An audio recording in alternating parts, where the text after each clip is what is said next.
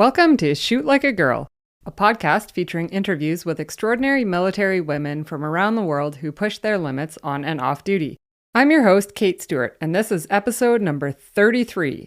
Today's guest is Officer Cadet Janice Oh. Janice is just beginning her career, but she's already accomplished so much. She's a student at the Royal Military College of Canada, a member of their combat weapons team, and a CISM basketball player. She recently completed an exchange semester at the U.S. Air Force Academy in Colorado, and during that time, she completed her freefall jump course. After she graduates from RMC, Janice will serve full-time in the Royal Canadian Air Force as a logistics officer. Steady, nice and steady. Light, hill, cover.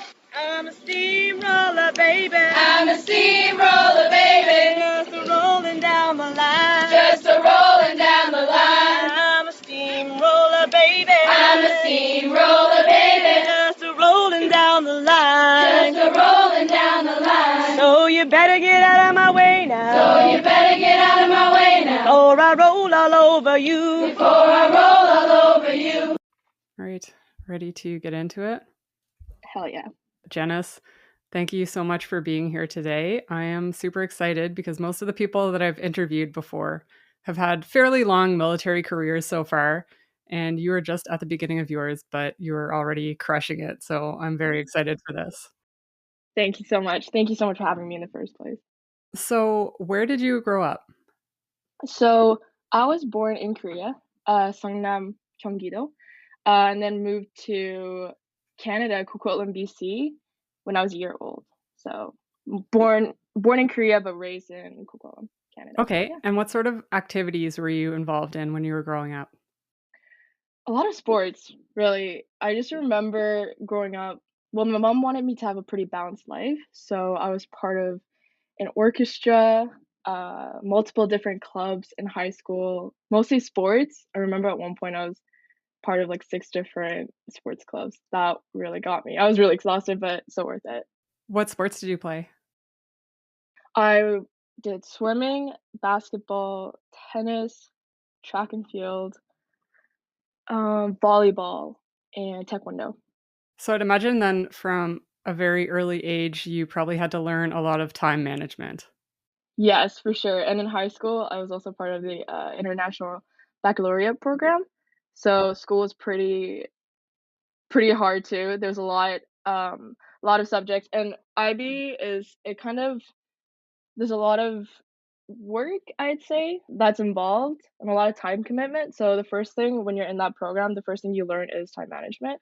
So balancing not only the classes and courses that I'm taking with the sports clubs, that was quite challenging. Do you have brothers and sisters as well? Yes, I have a brother. He also graduated from RMC as well. Okay, and was he also involved in all sorts of sports and activities too? Not as much as me. I want to say that growing up, I felt like since I was the second child, I was a little bit more competitive than my brother. So I always wanted to outdo my brother in some sort of way. He did a lot of clubs as well. It's just mainly sports. He was a big swimmer and a basketball player as well. He was also part of school band. He played the saxophone. Okay, and so when you're growing up and doing all of these activities, did you have something in mind a career that you wanted to do when you grow up? When I was little, so my mom, she's very much on the artsy side. She was an architect and an interior designer. So growing up, I was really inspired with my mom's stories. Yeah, my mom had quite a bit of challenges growing up, and there was a lot of pressure from her parents as well. But she was able to overcome those and follow a career path that she wanted, no matter what her parents told or if any of her friends or family members had doubts in her. So she overcame those and became this phenomenal architect. And even her museum, her designs are still up to this day. I still haven't visited them. I really wish I could have, but I was inspired by that. And so growing up, I wanted to become an interior designer as well, or somewhere in that kind of area. Definitely was not thinking of joining the military until my brother did, though. So what inspired me to join the military was I came to my brother's FIOP obstacle course. That is a first year orientation program where the first years at RMC go through this grueling process. It's approximately 4 to 5 weeks where the seniors at the college introduce the first years to RMC's lifestyle, college knowledge, all that sorts of stuff. It's quite challenging, but on the last day, there is an obstacle course. It's 13 courses, and you have to go through that to be admitted into the college, essentially. And so I was, when my brother started running the course with his flight mates, I was running with them, encouraging and shouting, and then I really got inspired. And I just thought, I really want this to be my life. I want to go to this college. I want to be challenged every day physically, not only mentally. And so I thought it'd be a super fun challenge, which is why I wanted to come to RMC. And so what does your brother do in the military? He is a logistics officer in the Navy. Okay, awesome. And is he on the East or West Coast? West Coast. He's working in Esquimalt right now. So at that point, like what age were you when you saw that? So I was 14. I was 14 when I saw him go through his obstacle course. Yeah.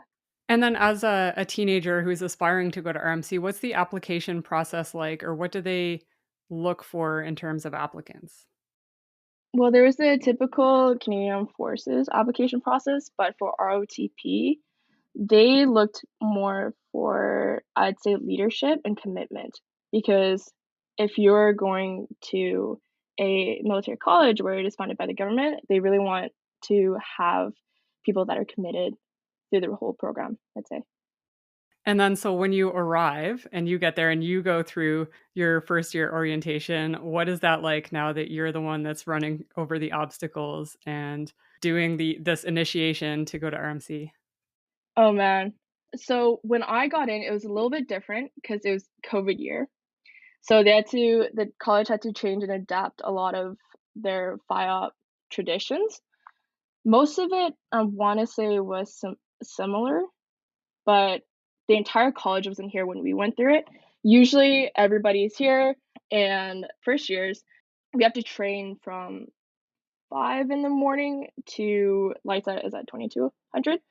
So throughout the day, we kind of see a full college where it's it's essentially like the entire college is running with a school because this goes through this. Yeah, FIOP goes through the start of school. So essentially it's 3 weeks, 3 or 2 weeks before school starts, and the last 2 weeks or 1 week is when school is running. So you're doing school, you're starting school and essentially going through the orientation program as well. And so for sure it is tough because everybody is constantly watching you, making sure you don't screw up. Even if it's not the FIOP staff specifically, the rest of the school is watching you, working your butt off essentially, trying to do what the FIOP staff tells you to do. And so it really is mentally and physically draining because again, once school starts, you are attending school from 8 to 4, and then after school finishes, then FIOP starts again, and the staff will make you run to a specific point, do some workouts, do some teamwork challenges. It could be really anything. It could also be getting ready for inspections for your room and whatnot. Right. Yeah, I can imagine that there's a lot of pressure because you are under the microscope. You guys are the fresh new students coming in, so everyone's watching. And now you said it goes from 500 until 2200. So one of the things that I think about when I hear that is that the lack of sleep must really get to you. How did you find that? I think for me, every single day, I just thought, you know what? It's gonna be over someday. Eventually, 5 weeks is gonna pass. We just gotta look at the light at the end of the tunnel and think just one step at a time. It's always one step at a time with everything, even with school, life, any sort of challenges you face. Yeah, in your everyday or in your career, just gotta take it one step at a time. So. And now going through all that, were there any students that came and dropped out during that time? For sure, yeah. There's all sorts of different reasons on why. Some people might have personal reasons. There was one member in my flight who dropped out, who had to go home because there was some personal issues that he had to deal with. So he had to leave. There's others that physically can't make it because they acquired an injury during FIOP. Or there's people that just say, hey, this isn't for me. And so they tend to quit earlier in the process, which is better, I'd say. Is there a specific fitness test just for RMC, or is it the same force test that the rest of the CAF members do? Yes, there is a different physical fitness test. So every single year we do the forces test, and on top of that, there is a RMC PPT, which consists of a deadlift, weighted ball toss, agility run, long jump, and a arm hang.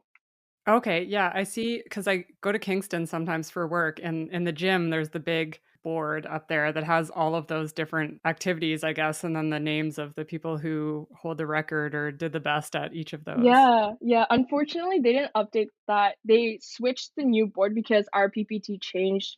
I want to say a couple years ago. The testing elements changed, and so they changed the entire board, and they haven't updated the names yet. But I can't wait to see. So, since you played sports and you were active growing up, did you have any problems with the physical aspect of RMC? No, I want to say that it was really important for me to keep a physical standard, especially as an athlete and now going into the military. I want to say I have this like athletic mindset where I always have to keep myself in check, like a physical fitness standard for myself and just make sure I'm at a standard and always challenge myself to be better, of course, as well. For sure. And now that you're a student and that you're past that first year orientation program, how do you find time to work out? Or do you mainly work out with like sports teams or activities? Oh, I always find a way somehow. I mean, throughout the academic year, we have days where we work out with the combat weapons team as well, which is a club I'm a part of. And during the school hours when I don't have class, I often hit the gym. I have my own routine and workout plan, and I'm also part of CISM Basketball. So there's training camps here and there where I would go, and then that would be almost a full week of just training. But that depends.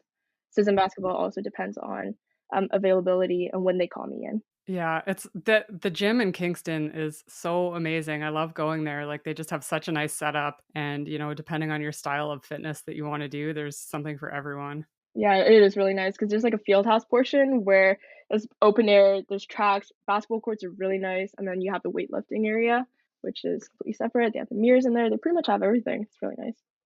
So one of the questions that I have that I think is so unique because in the US, it seems like they do their college and then once they finish, then they get branched to a certain occupation. But RMC is different because you have to choose before you go in and you might not really know anything about the trade or the occupation. So how did you choose what you wanted to do? Going in for sure, I didn't have that much information. Like I did my own research, but obviously I didn't have the connections to actually interact with, let's say, logistics officers or NWOs specifically. And so at most, I did my own research, and my brother is also a naval log, and so I thought I'd give it a shot. I also thought, hey, if the military lifestyle isn't for me, logistics would be able to this logistics training would be easily transferred over into the civilian jobs. And so that's why I chose logistics. But also keeping in mind that within your 4 years at RMC, you always have the option to VOT, which is transfer to a different job if you want to, or a different branch as well. So you're not limited.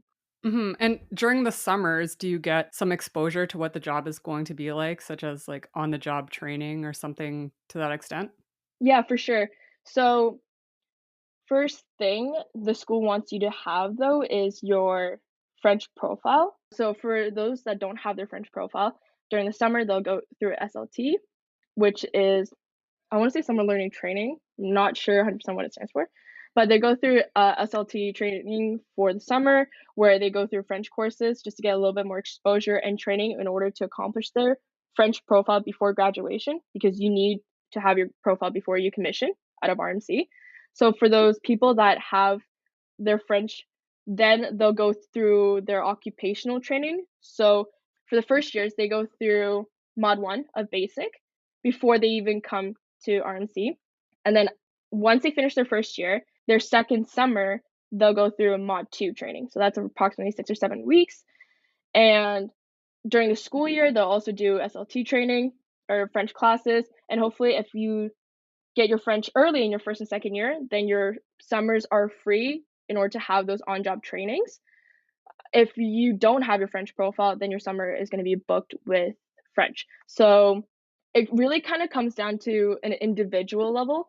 For me, once I finished my Mod 1 and Mod 2 of basic, I already got my French profile when I was in my first year. So after that, pretty much on-job training. And for this summer, I probably will get loaded onto my first phase of logistics because it was just open and they had spots for me. So you already spoke French going into RMC then? Yes, I did. I took some French courses in high school, and then in middle school, I went to a late French immersion. Okay, awesome. And you speak Korean too, I'm assuming? Yes, I do. So I'm trilingual. Okay, so yeah, so you already had your French and then you do your BMOQ. And how did you decide if you wanted to do Army, Navy, or Air Force? Going in, I'd say my mom had the biggest influence on my decision because my dad was in the army, the Korean Army, the conscription, and he was actually part of ROTC. Yeah, he was part of ROTC. So my dad told my mom to tell me, saying don't join the army no matter what. So he wanted me to have somewhat of a more comfortable life. And so my mom and my dad were both like, hey, Air Force is a great choice because typically people would say that Air Force lives a comfortable life. And so that's what they said I should do, Air Force logistics.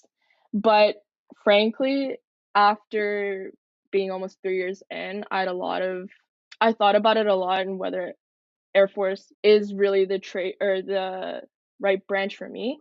I kind of wanted to switch into Army just because I just like that lifestyle more, and especially again being in the combat weapons team, I'm surrounded by people in the combat arms trade, and so they have a lot of influence on me. I love the people. I love how hardworking and dedicated they are, and I love the adventure, I guess, that branch offers more. And so I was thinking about it, but I think I am sticking with Air Force logistics. Okay, so tell me about the combat weapons team. How did you get involved in that? So it's quite interesting. I think before I even came into the college, my brother showed me videos of what the team does, and it looked really cool. And I always love a challenge.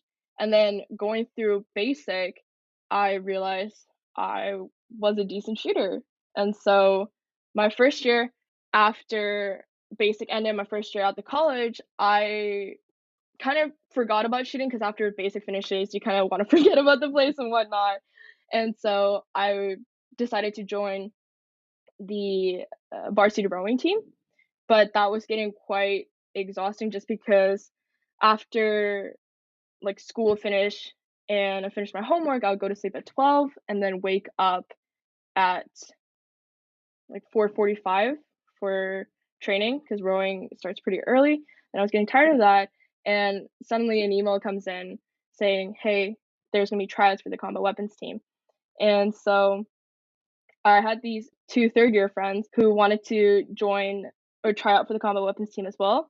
And they just kept insisting. They're like, you should try out. You should try out.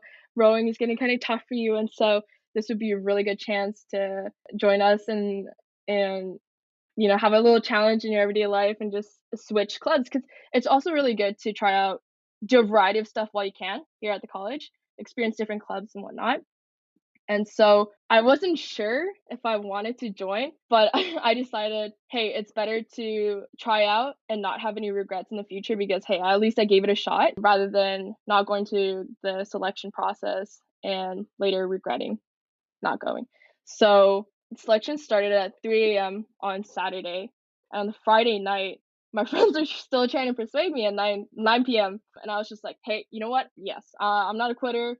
And so I'm gonna try out. And I got my rucksack, my kit all prepped at around 10, and then slept till 1:30ish, and then woke up at 2, got myself pumped up and ready for selections at 3.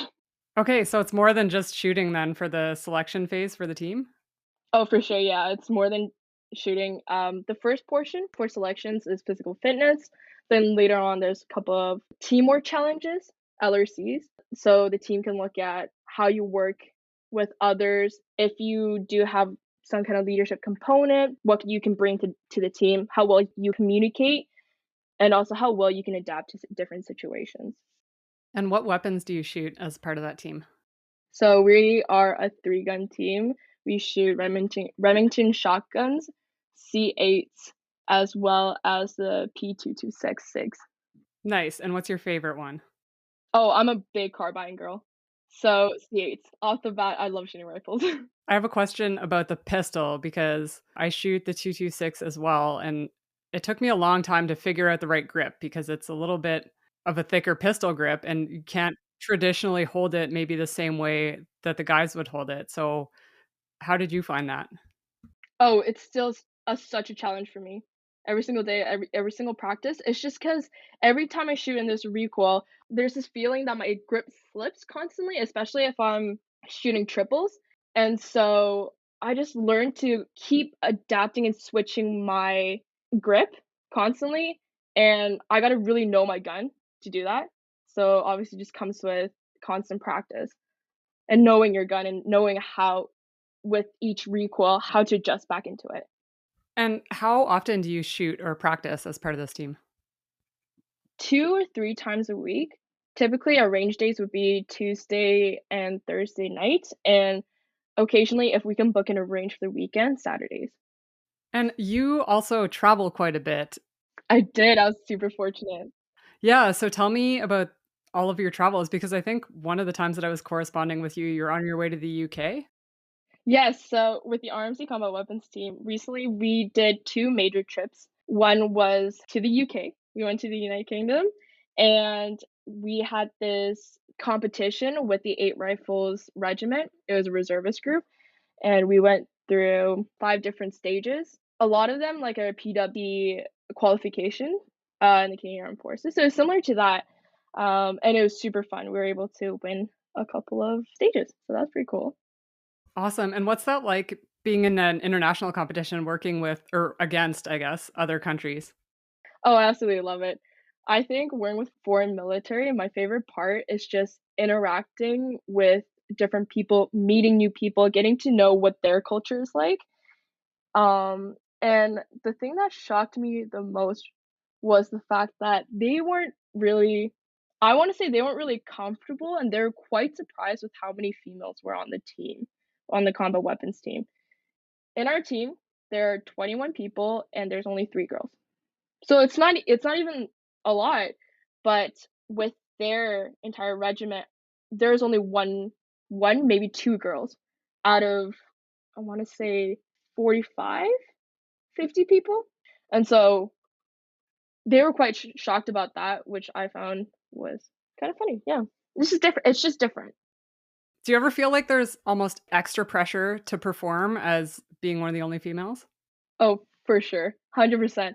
Because I always have this mentality where I wanna I wanna prove them wrong, right? It's we can do stuff. We can I know, especially the shooting environment, there's not a lot of females, and so I always feel like because I am representing, I always gotta do better, make sure that no matter what, I'm giving it 110% because not only is this for me, but it's for any other future girls that wanna be part of this environment, right? So, I always wanna challenge myself and look good and prove them wrong.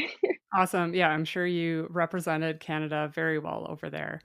And what was the other trip that you went on? So, the most recent one, this was 3 weeks ago, we went to the 6-hour Relentless Warrior competition in New Hampshire. And how was that? That was amazing, just amazing. This was a competition with the other military academies in the States.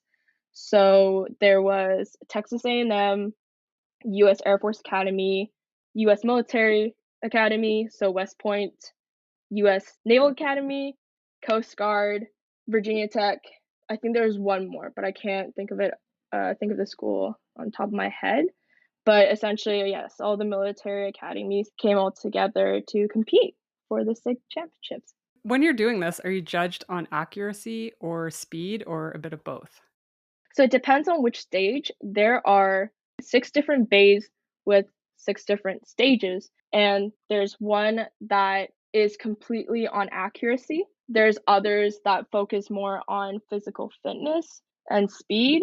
Others, again, some are speed, some are accuracy. It really depends on which stage you're at. So all a mix. What's your favorite? Do you prefer the more precision or the more sort of tactical fast shooting? Tactical fast shooting for sure. It just gets your blood pumping and it's so fun. It's so fun. And so I saw a picture of you on your Instagram that was where you did a jump course. Yes, yeah. Okay, so explain that. Okay. So I was very fortunate to have been selected for an exchange program last semester. So I was at the US Air Force Academy studying and just attending the academy over there. And they loaded me on to a freefall para course. And so that's where I got my US jump wings. That is very extremely cool. Were you nervous at all about doing it, or did you just jump right in? I guess literally. Honestly, up until the course started, I was like a week before, definitely nervous. But honestly, looking at videos and hyping myself up, I was so excited. I was so ready. And then the 2 weeks of training, it's pretty exhausting. There's a lot to learn, and you go at a pretty fast tempo as well. Because again, you are jumping out of a plane alone. So they want to make sure that you're on top of your game. You know all the sequences. You know if there's going to be an emergency, you yourself, you're your own canopy commander. So you need to know what to do. And so I was nervous, but the moment I got in the plane and we got up to 4,500 feet, I just shut my brain off and told myself, you know what, you know the sequence, you know the process, you've been training for it. So right when I was the first jumper too. Right when I got myself positioned outside the plane and they gave me the green light, I was like, okay, turning my brain off and I just let go. And once you let go, you can't do anything. You can't fly back into the plane. You're gonna drop. So it's just all about letting go at that point. Had you done a tandem before that or anything, or that was your absolute first time? No, you don't even do tandem. That was my first time. So they train us and they say, "Hey, you're ready." Well, obviously we go through multiple tests. There's 3 phases for the test. And once they give us a green flag and we're good to go, they take us up there and well, you rig yourself up, take us up to 4,500 and we just jump out on our own. And what's the highest that you jump from on that course? So on that course, we are set to jump at 4,500 feet. Yeah, 4,500. Awesome. And what's your favorite part about skydiving? My favorite part is, I gotta say, when you're dropping, yeah, when you're dropping, because our this course, you had to do 10 seconds of free fall. And so during that 10 seconds, frankly, you're just dropping so fast that you don't really think, you're just in that position, arching your back, and 10 seconds goes by pretty quick. Once you release the line, then canopy shoots out. That's my favorite part, I'd say. Canopy pops out, and fingers crossed everything goes well. You don't have any emergency procedures that you have to handle. So, yeah, when that canopy goes off, you know you're safe. Now you're just gently falling, and then now you just need to do your little course and then land safely. So that is my favorite part because once you're going down as well, you just get to enjoy the view of the mountains. It is just absolutely gorgeous when you go down. So do you think that you'll kind of continue with skydiving now that you're back in Canada? For sure. I'm gonna try to as much as possible. I know RNC has a skydiving club. So for next semester, I'm gonna apply for that as well as continue being in the combat weapons team. And hopefully even after RNC, I could still keep it up. I know it's a little challenging on the career side if I wanted to pursue it, just because as a Air Force logistics officer, I don't think they'll give me much opportunity within the military side. But for sure, in the civvy side, I'm going to try to jump as much as possible. Awesome. Yeah, and you have Skydive GAN sort of just down the road from you there as well. So what was it like doing an exchange with the US Air Force Academy? Oh, it was phenomenal. I think every part about it. So even the academic wing, the academic faculty, absolutely amazing. The professors know what they're doing. They're so experienced and they genuinely want what's best for the students. They understand that your daily schedule is extremely busy, so they try to accommodate as much as possible. So a lot of the courses that I took, they were just business courses down there. Most of the professors also got their MBA from Harvard. So it was quite phenomenal. They just know what they're doing, they know the subject, and they're really great at teaching. And then from on more of the athletic side, in the athletic facility, again, incredible because they get so much funding. So while I was down there, my gym class, I was selected golf, and they have an entire fairway over there as well on base. So in the morning, my gym class started at 7:30, and so I woke up and went to the field house, and then that's where there would be a band, or some students have their own car. So we would drive to the fairway each morning, well, every 2 days, because it's a day one, day two schedule. So every 2 days, we would drive to the fairway and just get some golf balls and start hitting rounds, putt, whatever it is, whatever the lesson was for that day. The coaches are also phenomenal as well. Yeah, it's so cool. Like, I mean, the amount of money that they have to put into their military there, I can imagine that would have been really awesome. How did you find the atmosphere or the culture different from RMC? I would say it's a little bit more strict in some ways, only in some ways. So for lunch, they have noon formation on Monday, Wednesdays, and Friday. And that's when everybody, before lunch, going to Mitch Hall, which is their dining hall, before going to Mitch's, they would line up in squads and everybody would form up. We would sing the Air Force song, and then any announcements would kind of come then, report, and then we would march in together as a squadron into the dining hall. Stuff like that. I'd say it's a little bit more, I guess, more military in some ways.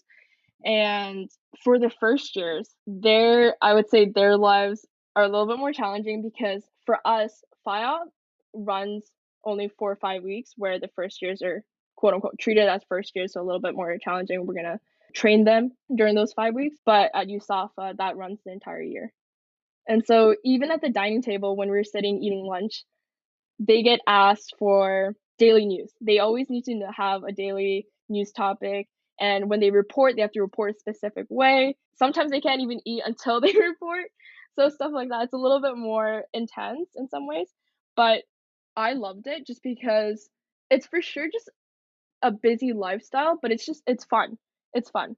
And so for me, even though it's more militaristic and a little bit more challenging, there's your schedule every day is packed, but it's with fun stuff. It's not just you're gonna be doing inspections 24/7, you're gonna be marching 24. It's nothing like that. It's fun challenges, it's fun stuff scheduled into your day. And did you get any time to explore the area sort of outside of the military academy? I did, yeah. I was super fortunate during my time at the US Air Force Academy. I got to visit 5 different states, which is nuts. The US Air Force Academy is located in Colorado Springs. So that was my first time ever visiting that state. That was quite um it's just beautiful. It was absolutely beautiful there. If you love to hike, Colorado is the place. If you love to ski and snowboard, there's 3 big mountains, Keystone, Breck, Vail, which are very popular mountains to snowboard, just known across the world as well. So got to go to Colorado. I also got to go to Texas because that's where they had their Air Force Army football game. That was incredible. I also got to visit New Mexico with my friends because one of the Coast Guard exchangers, so they do exchanges with the sister academies as well. So one of my close friends, she was from the Coast Guard and she lives in New Mexico. So she invited us down during Canadian Thanksgiving weekends because I couldn't go home. So we went down to their place, got to explore New Mexico. My friend also took me to this hot springs where only locals knew. It was absolutely gorgeous. And then I also got to go to DC, Washington, because for the international students, the school funded a trip for us to explore, get to know the states more.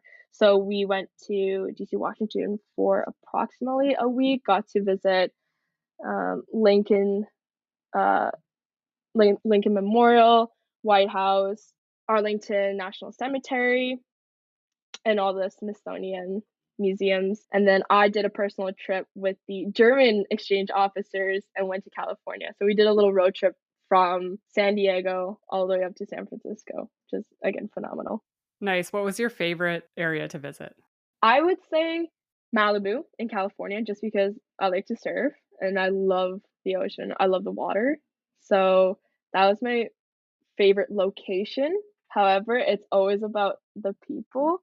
And so I don't honestly, all those places were just amazing, and more so the people that I went with, they just made it an absolute phenomenal time for me.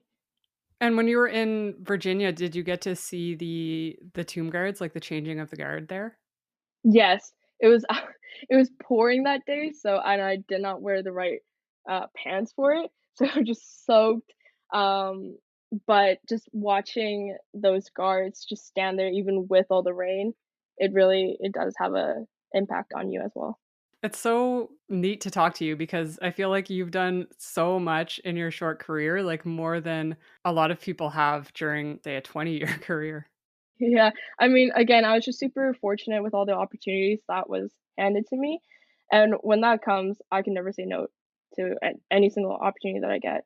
And yeah, when I'm young, I've always wanted to travel as much as possible, and if the military is going to be able to support that, I'd love to go wherever it is. And so what are some of your future goals for your career? My future goals for my career, I was thinking of joining CANSOFCOM as a logistics support personnel. So that is way later down on in the road though, once I've gained the experience after I commission out. So hopefully when I'm in my late 20s, like 29, 28, I could join, apply, hopefully get in. But until then, just get as many outcam postings as possible right after commissioning. I know it's not going to be a possibility until captain, but if that opportunity comes, like I said, obviously we'll say yes to it. Would you ever think of doing any of the CSOR or CGIRU, becoming an officer in that sense? Yes, that as well. I was considering that as well. I want to say, hopefully later down the road, I'll see what kind of opportunities pop up. But I know right when I get out of RMC, it's real about making a strong base for my career, gathering all the opportunities, making sure my profile looks good before even applying, because I know it's probably going to be really competitive. Yeah, I mean, I feel like you're gonna have a pretty strong resume and file no matter what you do in your career. Fingers crossed. It's interesting because sometimes when I think about the military, I joined when I was, 23, and I always say, oh, if I could go back, I would have joined earlier and gone to RMC. But to be honest, like I don't think at that time, I don't think I had the resilience or, the capacity to handle it. Like I feel like it probably would have been too much for me had I tried to join at that age. No, there's definitely days while I'm at the college, especially well, when final season starts, or just frankly the start of the winter semester when I actually just got back from exchange. So in January and February was when I had my toughest time at the college because there's just a lot on your plate with so a combat weapons team ramped up their practices as well because we were training up for the UK. So a couple months before we left, we were training 5 times a week, 5 times, maybe 6 times sometimes, some days. And so that was quite draining. And on top of that, currently I'm the Cadet Squadron Administration Officer. So I'm dealing with the entire squadron's memos, leave. So that also puts more on my plate. And on top of that, there's academics. So especially here at RMC or any military college, there's a lot that's going to be on your plate. And again, time management is so important. So, with all of that going on, if you ever start to feel sort of overwhelmed or stressed, like there's so much going on, what do you do to relax or sort of cope with everything that's happening? First thing I do, I call my brother. Honestly, I call my brother. He's kind of the my go-to person. He understands what the college is like, and it's just a family member, so I can kind of tell him frankly anything, and he'll be there for me. My brother and I are pretty close. Even though we'll have our brother sisterly fights here and there, I know he has my back. I have his, and so I would call him.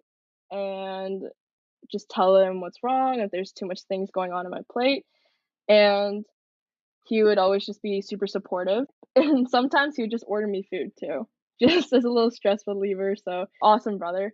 And if he's not available or if he's too busy, I have my friends here at the college who I love to talk to because they're, again, so supportive. Like, my roommate, amazing. She knows when I'm stressed, so immediately she gets my attention. She's like, "Janice, are you okay?" And she just checks it up on me.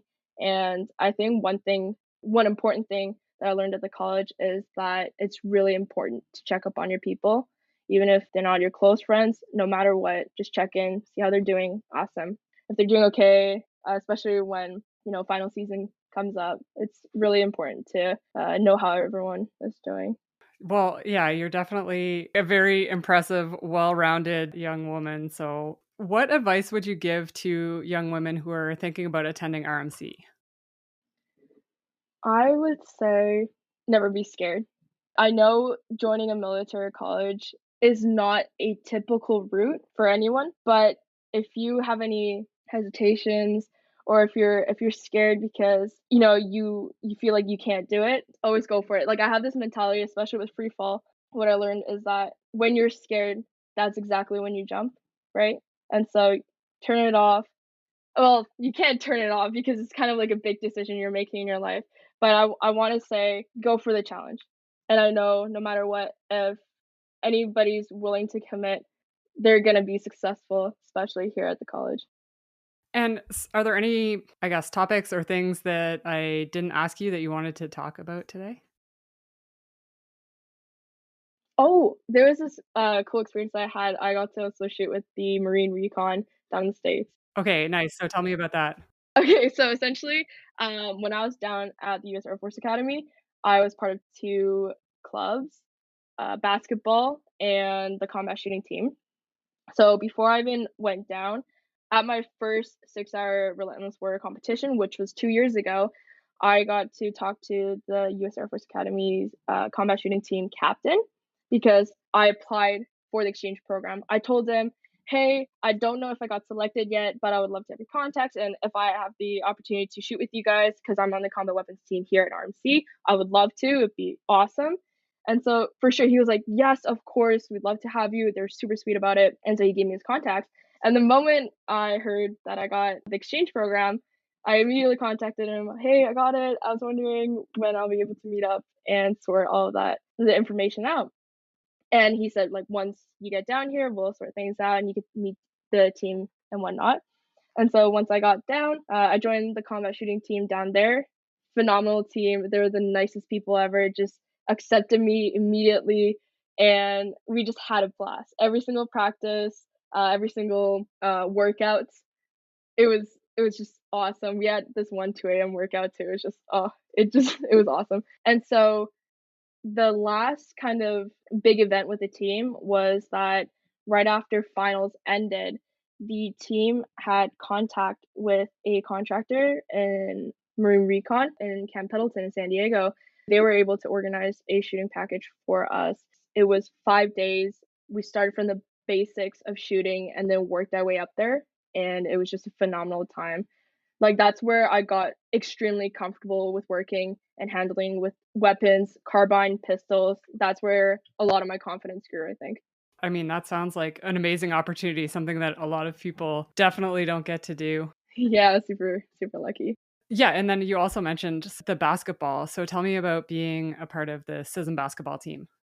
I absolutely love it. It's really inspiring too, especially working and training with and just being surrounded by really motivated women in the military. And quite frankly, it genuinely inspires me so much because some of the females on the team, they're already moms and they are just busting their butt down on the court and just giving it 110% every single day. And they have this amazing sportsmanship like attitude every time they step on the court. Super motivating. And I think it was the best team I've ever trained with, frankly. They're just really inspirational, yeah. Okay. Well, Janice, thank you so much for taking time out of your busy schedule studying for your finals. And it was so great to talk to you. Again, thank you so much for having me. Thank you for listening. The biggest way to help support this podcast is to leave a rating and review on your Apple Podcasts and Spotify apps. You can also visit my Instagram page at shootlikeagirlpodcast to see photos from the guests, keep up to date with the podcast, and find out about any merchandise releases.